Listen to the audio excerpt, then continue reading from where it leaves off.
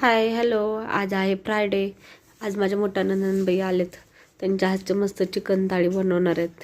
1 kilo chicken घेतलं आहे, मस्त वॉश करून घेतलं आहे. त्यामध्ये थोडंसं खोबरं, लसूण, आलं पेस्ट करून टाकले, हळद थोडीशी, मीठ टाकले आणि थोडंसं धना पावडर मॅरिनेट करून ठेवले. आणि कुकर घेतला आहे, त्यामध्ये थोडंसं टाकले कांदा. थोडासा कांदा लाल झाला की त्यामध्ये चिकन टाकून द्यायचं शिजायसाठी.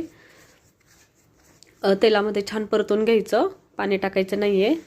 आणि झाकण लावून 1-3 शिट्ट्या काढून घ्यायच्या. मिक्स करून घ्यायचं छान. मस्त मिक्स करून घेतलंय, 3 शिट्ट्या काढून घेतल्या. मग लगेच चिकन फ्राय बनवूयात. 2 मोठे कांदे चिरून घेतलेत, टोमॅटो पण चिरला एक. कांदा लाल झाले की त्यामध्ये टोमॅटो ॲड करायचं. मस्त 2 टोमॅटो मऊ होईपर्यंत भाजायचं. त्यामध्ये थोडासा काळा मसाला, धना पावडर, हळद आणि मग अशी खोबरं याची वाटण केलेलं ते पण थोडंसं टाकायचं. मस्त मिक्स करून घ्यायचं आणि त्यामध्ये चिकन ॲड करायचं. थोडंसं चिकनचं पाणी पण ॲड करायचं, म्हणजे जास्त कोरडं कोरडं नाही होते. मस्त चिकन फ्राय बनवून रेडी आहे. हे बघा.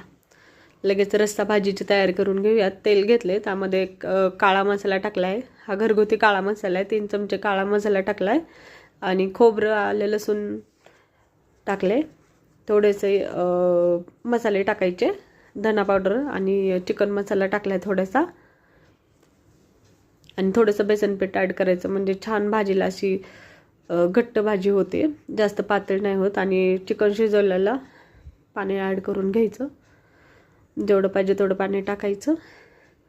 बघा, हे बघा, मस्त अशी भाजी रेडी आहे.